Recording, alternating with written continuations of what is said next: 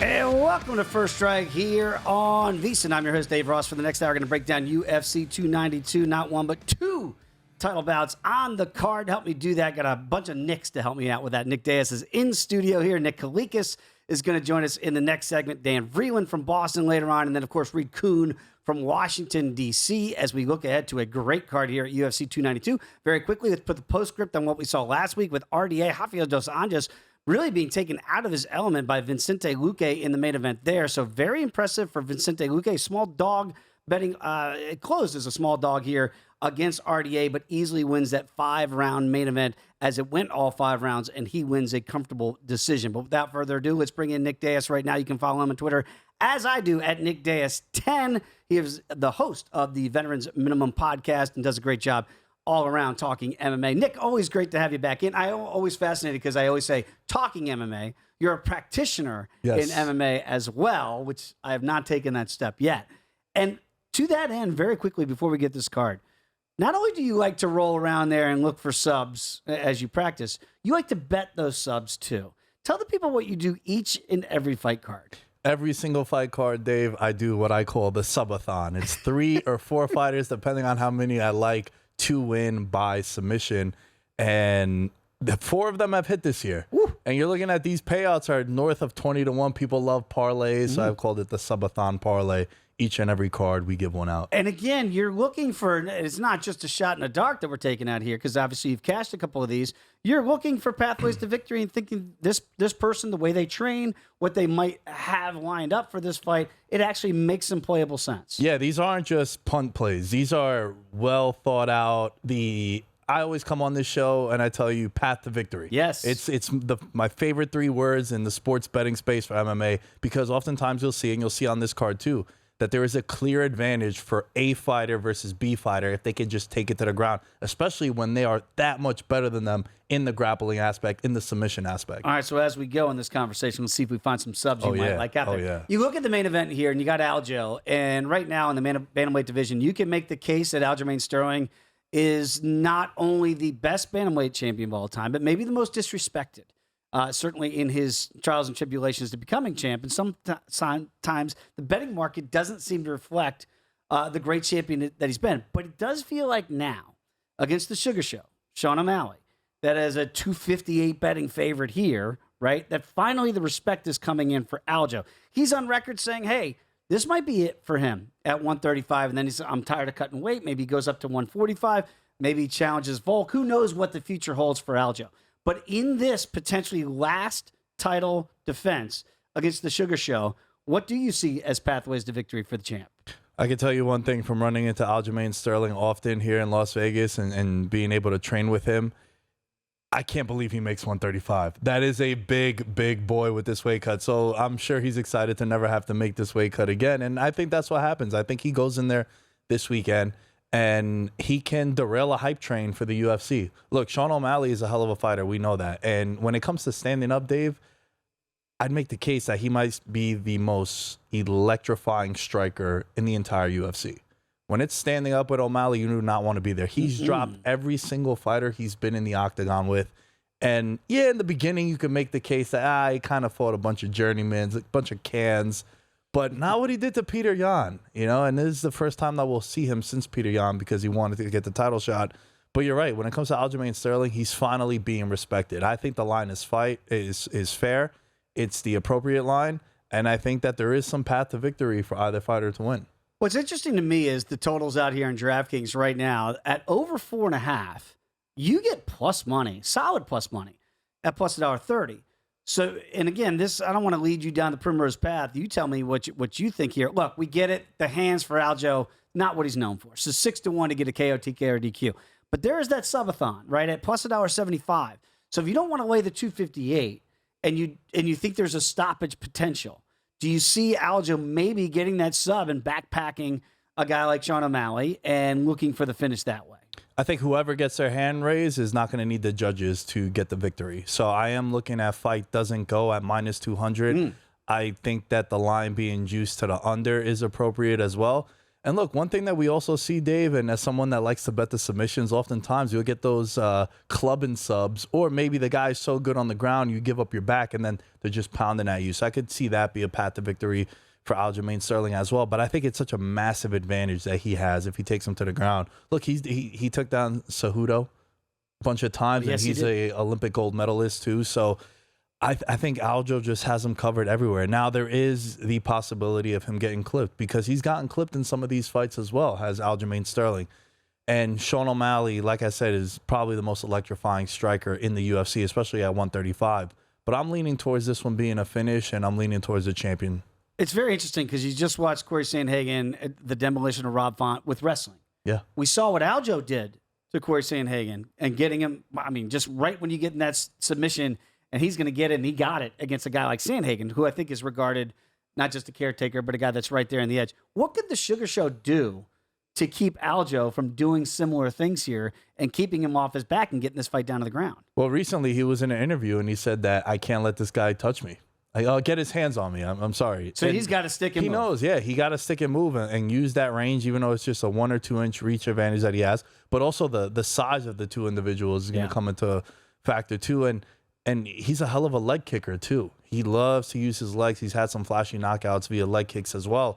So I'm looking at O'Malley trying to stay on the outside, don't close the distance too much, and he does have the power to put anyone out. And that's what he's going to have to do because, again, use that 4-inch height advantage and try to stick and move in that octagon come Saturday night. Let's get to the co-main event here. Another title bout, strawweight division in the ladies with Weili Zhang defending her crown against Amanda Lemos.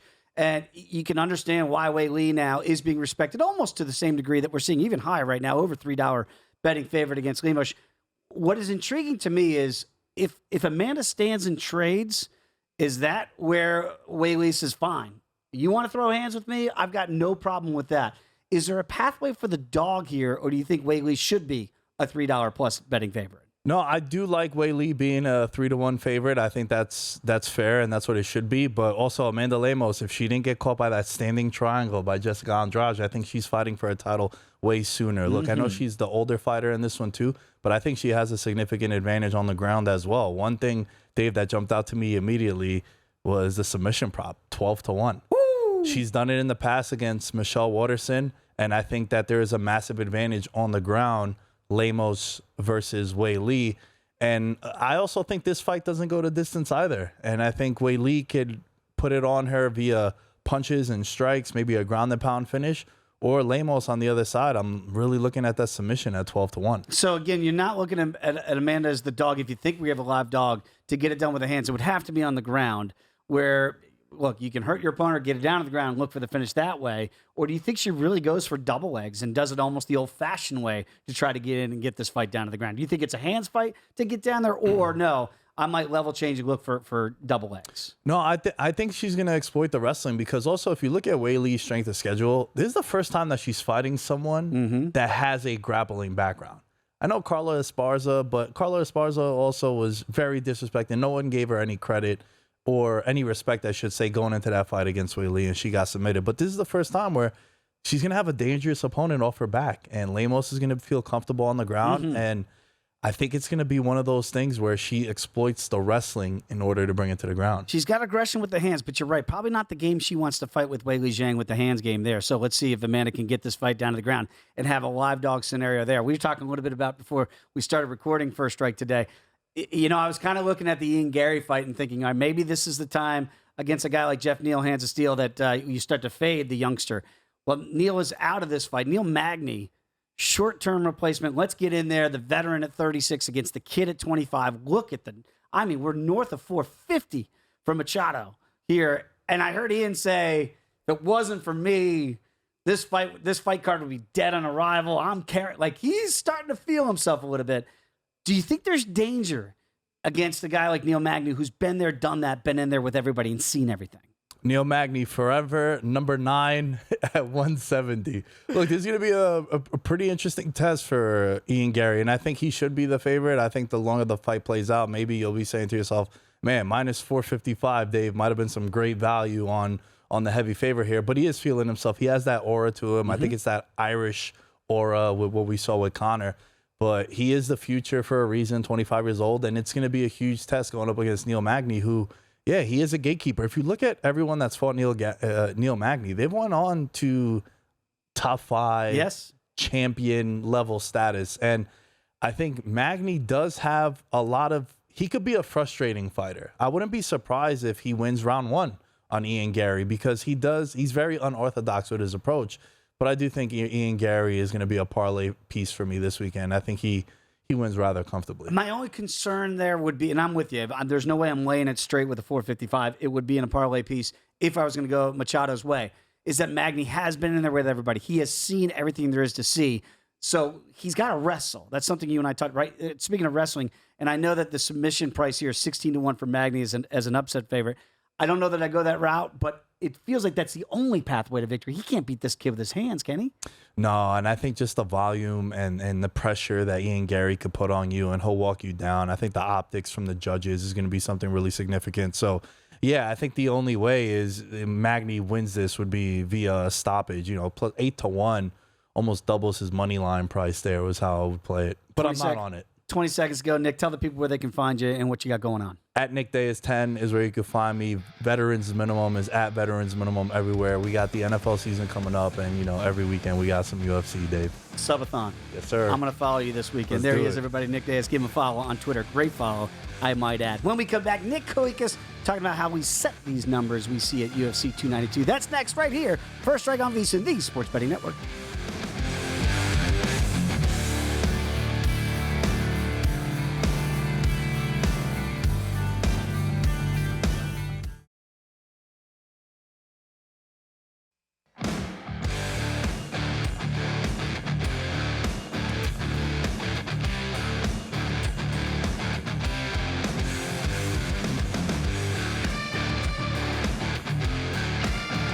We roll on this 2 title bout edition of First Strike here as we get ready to handicap UFC 292. Let's bring in Nick Kalikas. You can follow him on Twitter as I do, at Fight Odds. You can catch him on UFC Fight Pass, at The Gambler's Perspective, a great podcast I've had the good fortune of being on. And also I want to ask very quickly, Nick, MMA Odds Breaker, the founder of MMA Odds Breaker. Tell the people about that a little bit. I don't think we've hit on that before.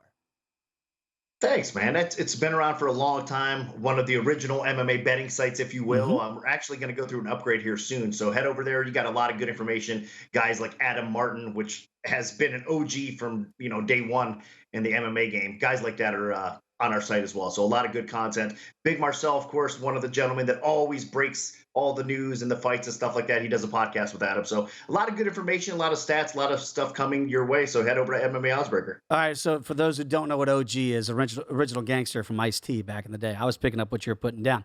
Let's get to the 2 title fights this week. A lot of the cards here, Nick, in the last couple of weeks have had that kind of chalky feel to them, right? Where we've seen big favorites and they've come through, and that RDA did not come through as a small favorite last week in the main event at $1.25. But when you see a guy like Aljamain Sterling, and I know you can see in the betting market, maybe he's been disrespected, at least in the past, by the way the general public looks at him as a dominant champion.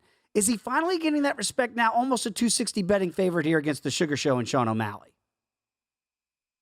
Some would say he's still not getting that respect. And they would say O'Malley's getting a ton of respect in this spot because, Aljo's been so dominant, and even not dominant. He squeaked by a couple of those, close title fight wins or not, but they've been against great competition, some of the best in the world. There's no question about it. And he's performed and he's always stepped up. So in some ways, it's probably disrespect. I know O'Malley's a superstar, a lot of hype behind him, and he's delivered in those spots. And, people can say what they want, but that fight against Peter Yan proved a lot. To me, at least, he belongs in that upper echelon and he deserves to get in this title mix. So O'Malley is the real deal. It's going to be a tough test, I think, for our guy Sterling. But at the same time, I think if anything, he might be a little bit disrespected. So maybe there's still some value in that number at 258 if you're on the Aljo side here. When you look at the totals that have come out now, you can get plus money if you think that this is going to go all 5. Right now, just over 4.5 is plus $1.30. What do you make of the stylistic ways to victory? Because I don't think people thought O'Malley could win a decision against Peter Yan. He did. It was controversial. We understand that, right? But if this one does hit the cards, you would think that would favor the champion, correct?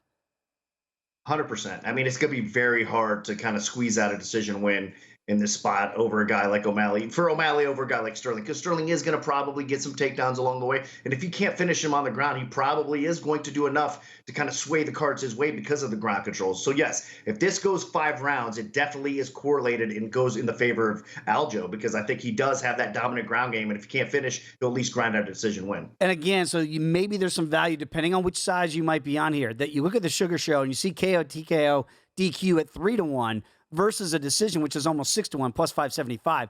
If you, depending on which side you like, Nick, would you look at those alt method of victories versus the straight up lines that we see right now? I would, because if O'Malley wins this fight, it's probably going to be inside the distance. It's probably going to be by KO. I doubt it's a sub, but you never know. Like, we could see club and sub, as we say. So sometimes going inside the distance kind of covers your path. But yeah, I think that's his path to victory. So if you're going to bet O'Malley, you're probably expecting a finish. So it's correlated towards the under, and of course the O'Malley side by knockout, or like I said, by submission. So that's the way to bet O'Malley more than anything else. I'll tell you what, Sterling can finish inside too. Let's not forget that. I did mention it's kind of correlated to the over, but I do believe that Sterling get this finish on the ground if he gets positioned, maybe, gets on top, spreads them out a little bit, drops some ground and pound, or gets that submission win. So this fight is trending under for a reason. And you can see there the price to win by finish now on DK here is $1.05 for Aljamain Sterling if you don't want to lay the over 250 price tag that we see correlated with it today. Let's get to the co-main event here. And I know Weili Zhang right now, 150 pounds against Amanda Lemos. And Lemos right now, a solid underdog here as well, very similar to the main event. You see Weili, though, north of $3 betting favorite. What have you seen with this line when it opened, and what do you anticipate maybe movements as we get closer and closer to title night? Yeah, this one's actually dropping as we get a little bit closer to fight day, because I do believe that it's the right side, meaning the line's dropping for a reason. A lot of disrespect on the Lemos side here. She's a dangerous opponent. For me, I have a hard problem laying 3-1 against somebody like her. She goes in there, she finishes top tier level competition, and she's not going to be an easy fight here. And we've seen in the past, Zhang's had some problems with finishers. I mean, she's been finished herself, so it's not like she's not susceptible. I know she's at an all-time high right now with her performance level. Her skill is definitely in there. She's been putting in the work, and she's never been better. Zhang hasn't. But at the same time, you're talking about price range here. And of course, the sharps are going to pounce on the dog, because if you're getting plus 200 on Lemos, I think it's the way to go. You have to take a little bit of a stab at it. And again, you look at the total, 3.5 right now, heavily juiced to the under as well, which is normally you don't see in the lighter weight classes here at 115 pounds. But they're kind of expecting what you were just talking about. Maybe we're going to get some real fire and brimstone here once this thing starts. Is that what you're expecting? Kind of a rock'em sock'em, they stand up? Or Lemos could look for some takedowns here if she wants to maybe take Weili down to the ground? Because I got to think the hands game still favors the champ, correct?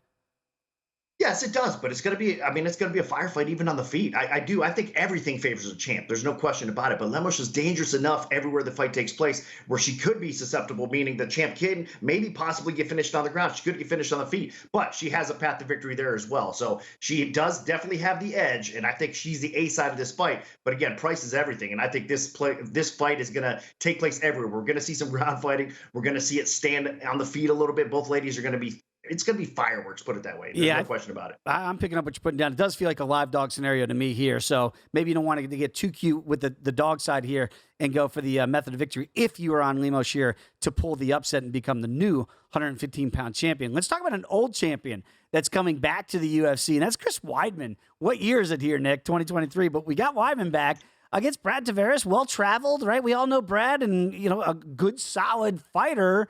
But we're talking about a former champion, Chris Weidman, coming back as over a $2 betting underdog. I get the inactivity, and we just haven't seen him back here as a former middleweight champion. What do you make of Weidman now as a $2 plus dog?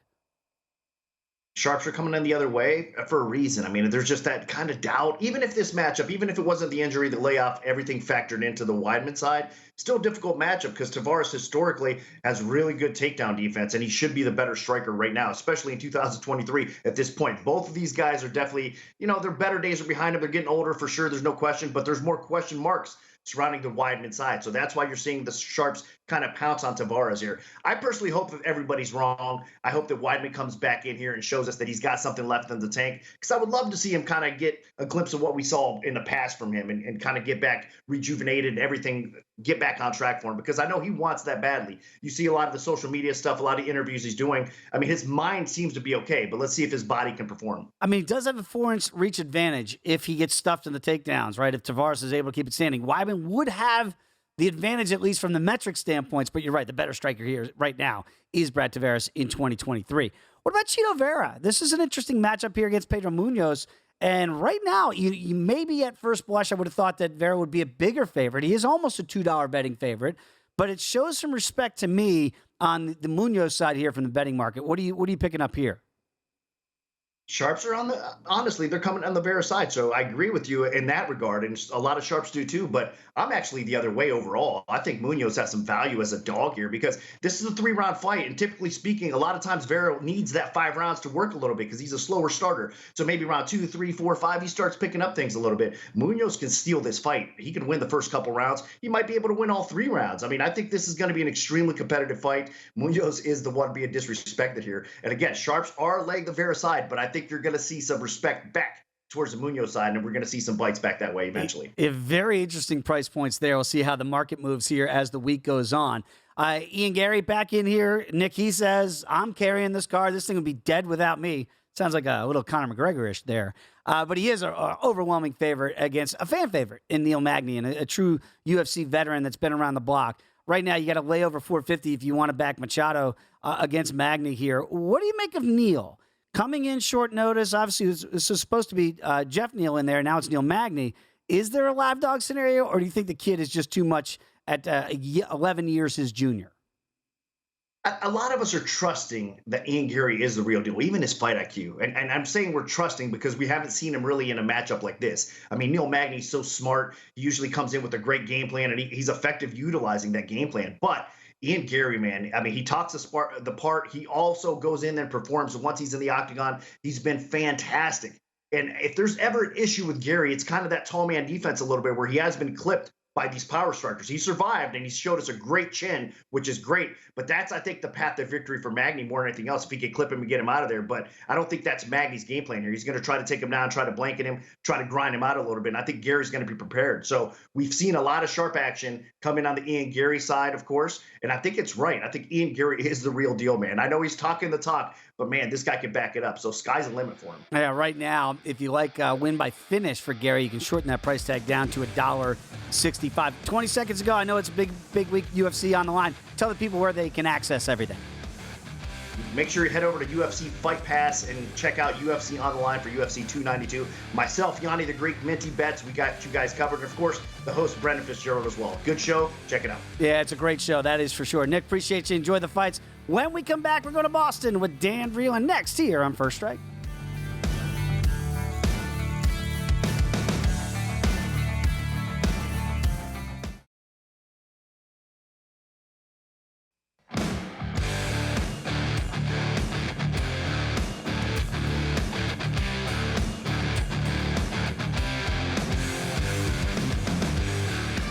DraftKings Sportsbook is giving you plenty of ways to bet the UFC. Just download the DraftKings Sportsbook app. You're going to be able to bet on more than just the main event.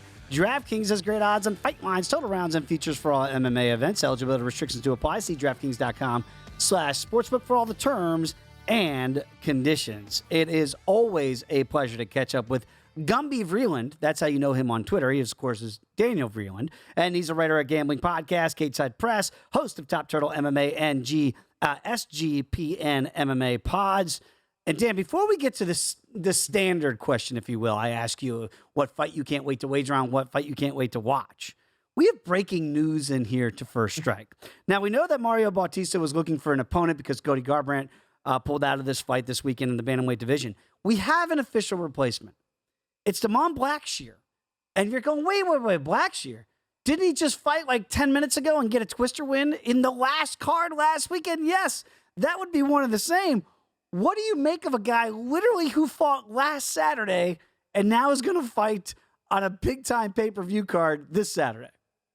Well, actually, the beginning didn't change because I was going to tell you that this is my favorite spot to bet anyway, because I love Damon Blackshear in this spot. I think he's got an incredibly great matchup ahead of him for a lot of reasons. But, like, as far as the turnaround goes, he fought Jose Johnson, and, I mean, he took no damage. He was in the cage for a couple of minutes. Most of that time was spent on Jose Johnson's back. Like, you know, apart from doing 2 weight cuts, which I think is actually the hardest part for him, I think he's nowhere for the wear. And as far as the matchup goes, I think it's a terrible matchup for Mario Bautista on short notice versus Damon Blackshear being on a quick turnaround, because Mario Batista has been planning for Cody Garbrandt. He hasn't been planning for somebody to shoot takedowns on him, right? Cody Garbrandt goes in there and he swings hip to hip until somebody's knocked out one way or the other. And that's what Mario Batista was getting ready for. And now he's up against a guy with incredibly good wrestling who showed us 2 fights in a row that he can take somebody down and submit him. And I know that people think of Mario Batista as having pretty good wrestling, which I think he does offensively, but defensively, not so much. Defensively, he was taken down by Guido Canetti. Nice inside trip from Guido Canetti. He was taken down a couple of times by Jay Perrin, including one big double leg takedown that Jay Perrin took him down on. And those are not like name brand wrestlers, right? Like those are, I mean, Perrin's got pretty good wrestling, but like those aren't guys who we think of as having the highest level of wrestling in the UFC. In fact, neither of them are still in the UFC. So I think this is a great spot for Damon Blackshear. I was seeing some early lines out there at like plus 235.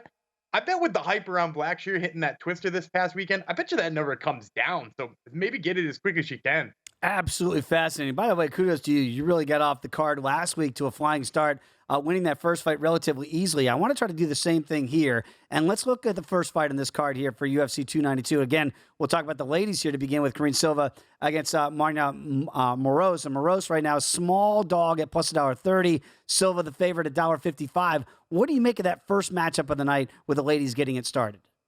I like Marina Moroz in this fight. I think people are sleeping on how good she is too, and a little bit for the same reason as I was liking Damon Blackshear. I like Moroz as an underdog here to kind of implement some wrestling, because she did that a little bit when she fought Maria Agapova. She like used her wrestling a little bit. She's quick with the hands. And Karine Silva had a little trouble. If you go back to her fight on Contender Series, she fought Kui Lang Ki, who was a Chinese fighter who took her down relatively easy early in the fight. She hasn't really been tested with her wrestling since then. Although her submission game's really good, she strikes me as the type of person who could just wind up on her back looking for submissions and losing rounds that way. In fact, she did a little bit of that when they fought the first time. A little known fact, these two fought 9 years ago when Karine Silva was like brand new to MMA. I think she was like 3-0 at the time. And she just got a little bit comfortable on her back, wound up getting submitted by Marina Moroz. So I think Moroz winds up using her wrestling a little bit. And even if she doesn't, I think she's got the hands to put the pressure on Karine Silva and back her up a bit. All right, so you're gonna fade the first Silva to begin the night. Then you got another Silva, Natalia Silva here, a big favorite against Andrea Lee. We've seen Andrea Lee obviously in a lot of fights and some wars here. She's a big, sizable dog here. Should this Silva be a 345 betting favorite that we're seeing here on a Tuesday? I think so. There are a lot of wide lines on this fight card that I don't love, and that I'm saying, oh man, should that person be this big of a favorite, or should this person? I think 100% here Natalia Silva should. Natalia Silva's the real deal. You know, like when you look at the way that she strikes and the power she's packing at only 125 pounds, I think that gives Andrea Lee all the problems in the world. Because let's face it, the thing about Andrea Lee that has made her stick around the top, 10 to 15 for as long as she has, is she's incredibly strong. She uses that strength in the clinch, and she tries to put a pace on people. And I just don't think she can get her hands on Natalia Silva enough. And I think when she gets hit, we're going to see her not want to anymore. We think we're going to see her back up a little bit, because the way that people react to being hit by Natalia Silva, I don't think she's going to be able to deal with that for any sustained amount of time. I think she's going to get beat up here. You're going to back the one. So remember this, people, when you're filling out your car, back the big Silva favorite, fade the small Silva favorite in the very first fight of the night. Let's stay with the ladies' theme here. Let's get to the co-main event. When you look at Weili Zhang against Amanda Lemos, and I'm fascinated by this matchup for a bunch of different reasons. One, Weili is a big favorite here. She's over a $3 betting favorite. We know the aggression that she brings, but that should be matched, I would think, by Amanda in this co-main event. Do we have a live dog scenario for you in this one? This is one of those ones where I said, we got a wide line, and I don't think it should be quite as wide as it is. Because the thing is, Amanda Lemos 100% has a puncher's chance here, right? We've seen her turn a lot of lights off, and she looks incredibly good doing it. I still wouldn't, gun to my head, I have to pick a winner. I'm still not picking Amanda Lemos here. I really do think Weili Zhang holds so many advantages when it comes to the pure strength and the power in the clinch. I think low-key she's probably got a grappling advantage. I think people forget about how good she was on the ground, particularly against somebody like Carla Esparza. But the thing is, you're right. We're going to see the aggression matched. But usually when that happens, we see two people in the clinch. And I think Weili handles herself well enough there. As far as wondering about how to play this fight, because like I said, I don't like Weili's price tag, maybe a sprinkle on the Lemos line. But probably the best thing you could do here is look for either Weili KO lines or the under. Because in general, like this fight is going under, right? I can't imagine this fight is going that long because either Amanda Lemos is going to hit her with that shot early, or she's eventually just not going to be able to deal with that power of Weili Zhang. So I'm leaning towards the under and maybe even a Weili Zhang prop too. Well, minus $1.66 right now for the under 3.5, because I think what it's certainly implied in the odds are we're going to, not to say we're going to see an adrenaline dump, but we can't imagine that they're going to pace themselves. They're going to come out, probably be in that phone booth here early on. So let's see how long this one goes if they fight at the pace I think we're all expecting to see. Let's get to the main event then and see what your thoughts are here on Aljo against the Sugar Show. And I know Sean O'Malley, charismatic, does some things on social media. People go, is this guy going to have cardio to potentially go all 5 against the champion here in Aljo? Because we know what Aljo wants to do. He wants to backpack him, right? Is it going to be that easy for Aljo to say, look, I know you got the hands advantage, you got the size advantage, 4-inch height advantage, and an inch reach advantage. But once I get you down to the ground, that's where there's levels to this game. Is that the only path that you see for the champs to be and still? You know, I think he holds a better chance on his feet than a lot of people give him credit for. You know, you mentioned people look at the two stature and they're like, man, Sean O'Malley's so much taller than him. But as you mentioned at the end there, the reach advantage is only an inch. You know, Aljamain Sterling has incredible reach for a man of his height. So, you know, I think he's going to fare better on the feet than a lot of people give him credit for. I mean, like, look at how well he fared on the feet against somebody like Piotr Jan. Like, that tells you all you need to know about how he could handle Sean O'Malley. With that being said, the advantage on the ground is massive, and it is absolutely massive. Anybody out there trying to pitch me, you know, Sean O'Malley actually has low-key grappling skills or whatever, you know, I hear it, and I don't believe it. Because the fact of the matter is Aljamain Sterling's one of the best bantamweight grapplers of all time. Just looking at him submitting Corey Sandhagen in about a minute, like, and now seeing what Corey Sandhagen has done to other people, how he beat the hell out of Marlon Vera, you know that kind of wrestling is just absolutely devastating to people. And then we saw him take down Henry Cejudo multiple times. So while I want to believe that this fight is closer than the line is, man, I think this line on Aljamain Sterling is actually probably too low, and any line on him by submission is far too low too. Plus $1.75 right now via sub if you like the champ to be in still. I'm right there with you because, Dan, the fight that really opened up my eyes was the Sandhagen fight, right? And again, you're going up against an Olympic gold medalist in Henry Cejudo, and you're out grappling an Olympic gold medalist. It does show you there are levels to this thing. So if O'Malley cannot keep this fight standing, I just don't see how he has a shot to spring this upset, to your points. Very quickly, got about a minute to go. Give me another fight on the card that maybe you think is sneaky that you find some value here in on a Tuesday. You know, maybe not enough people are looking at the Ultimate Fighter finales, and I know we haven't gotten one of them at the time we're taping this because the Bantamweight finals is still not set. But the lightweight finals, I kind of love. It's Austin Hubbard and Kurt Hallbaugh, two guys I'm seeing coming back. I'm seeing dog money on Austin or on Kurt Hallbaugh rather, and the improvements he's made since the last time we've seen him in the UFC are incredible. He put a beat down on Jason Knight in the house, and really, if you want to wind it back to his UFC career, he fought some crazy high-level competition and actually fared pretty well for himself. He dropped Shane Burgos with a punch, so I'm taking him at dog money here. I love, when he did that to Mississippi Mud, I said, whoa, he can really fight. Dan, appreciate you as always, my friend. Enjoy UFC 292. When we come back, we're going to Washington, D.C. to catch up with Reed Kuhn next here on First Strike.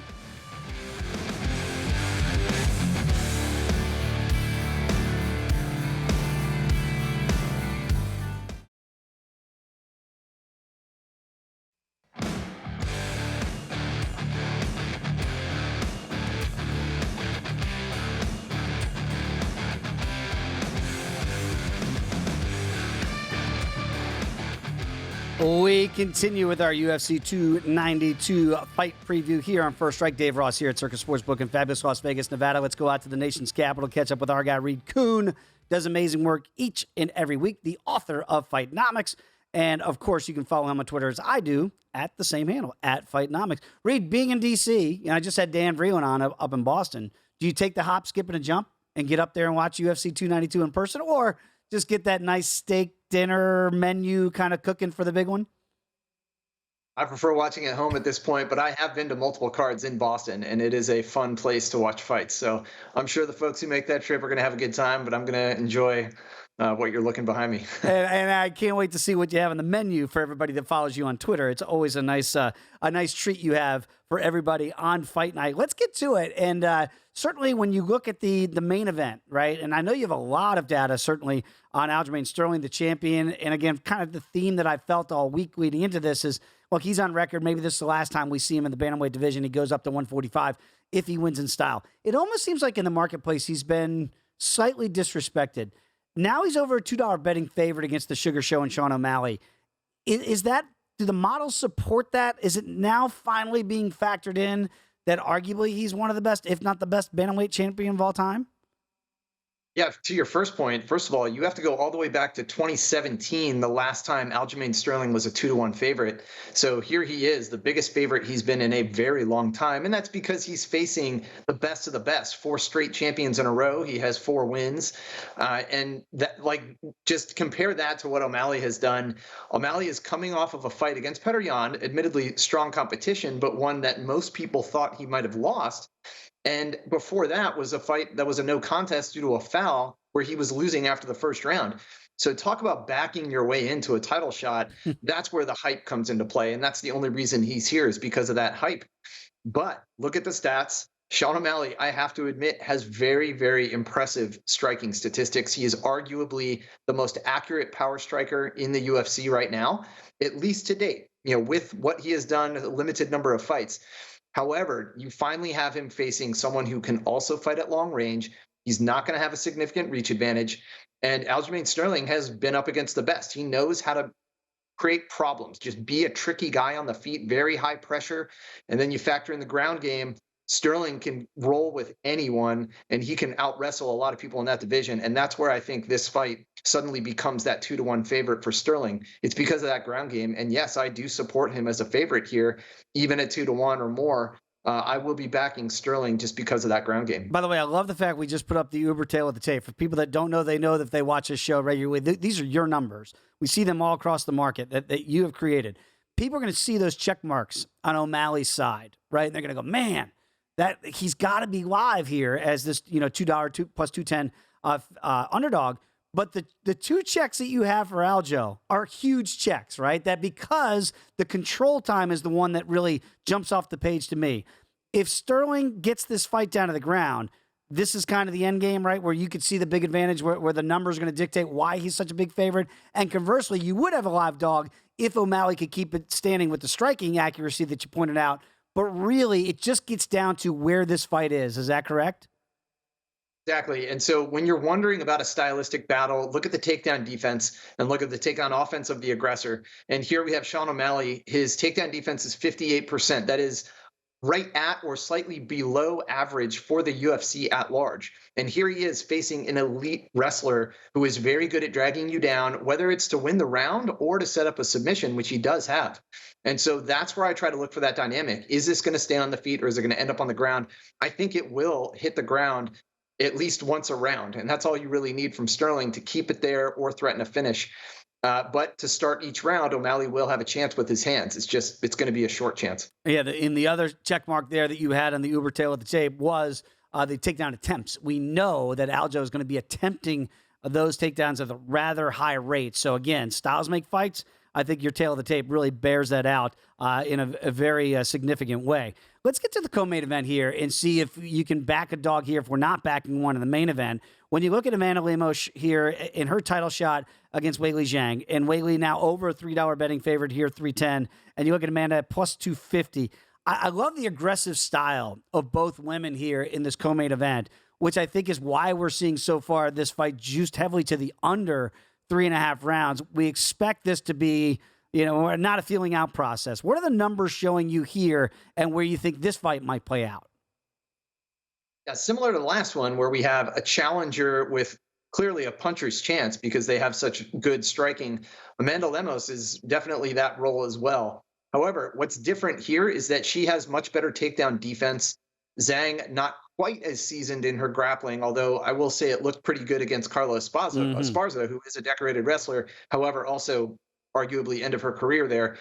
So the dynamics here are similar, but they are just not quite as extreme as the other matchup. And so that's why I think at a similar price, or actually even a bigger price for the underdog for Amanda here, I might actually take a stab at her. I'm going to see where these prices land. I might also prop hunt because she has the highest knockdown rate in the strawweight division. And she's just very effective at finding that chin. She has extremely high accuracy.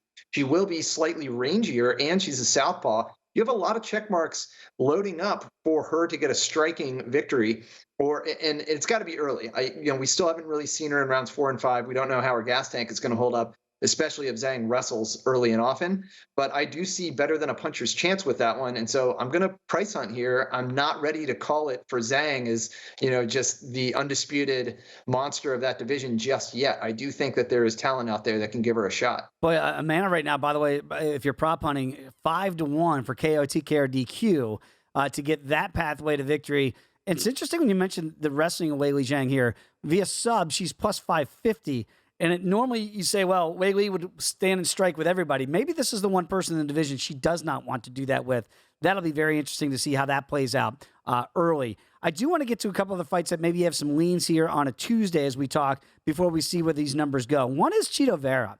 And I'm really fascinated by this fight against Pedro Munoz because it does feel like Munoz is being respected in the marketplace. Yes, he's the dog.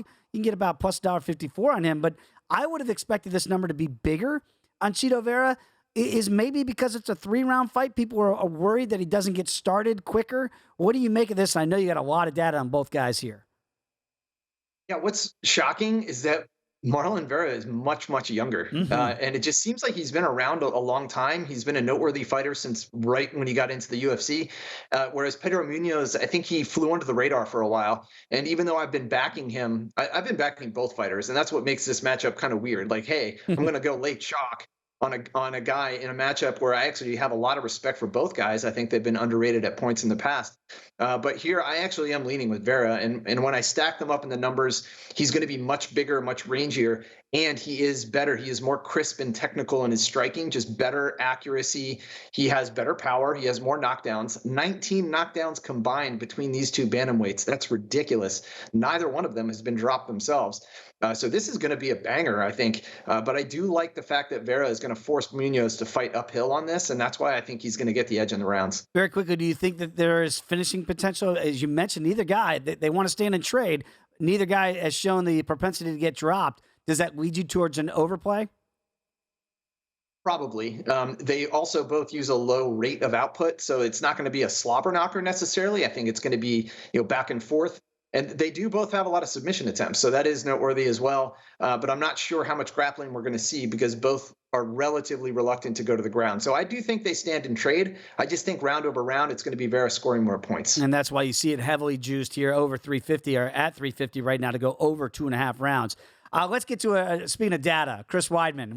You haven't run data on Chris in a long time, but he is back in the octagon here. Of course, the former champion in this division against Brad Tavares, who've, I don't want to say journeyman as a negative connotation, but we've seen Brad Tavares, 35 years old. He's been around the block. He's been in there with some great fighters, a really good fighter in his own right. But here's the former champ at plus 220 in the comeback trail. What are the numbers showing you here on a Tuesday? I think it's showing us that this is a little bit more even than maybe the market is giving credit for. Maybe they're over-indexing on the leg injury, but you have a former champion at 2-1 return. I might take that, and I might also look for the ground game, like submission prop. Tavares is great. He's established. He's also a little bit more damaged at this point. He's been dropped 7 times. But I don't think Weidman necessarily wants to stand and trade with Tavares. That's his bread and butter. I think Weidman wants to take this down. Tavares does historically have good takedown defense. He just doesn't have good ground control. And I think Weidman is one of the better wrestlers.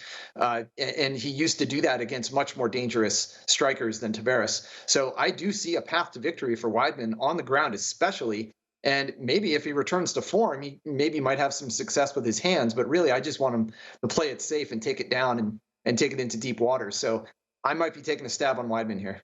And Weidman, by the way, via sub, if you can get those takedowns, to your point, 9-1 for the former champion back in there if the 220 isn't enough for you and you want to look at a little bit juicier option. Reed, appreciate you as always, my friend. Enjoy the nation's capital. Enjoy UFC 292. Can't wait to see what's on the menu. Thanks for watching, everybody. Enjoy UFC 292. We'll see you next week right back here. First Strike on VSiN, the Sports Betting Network.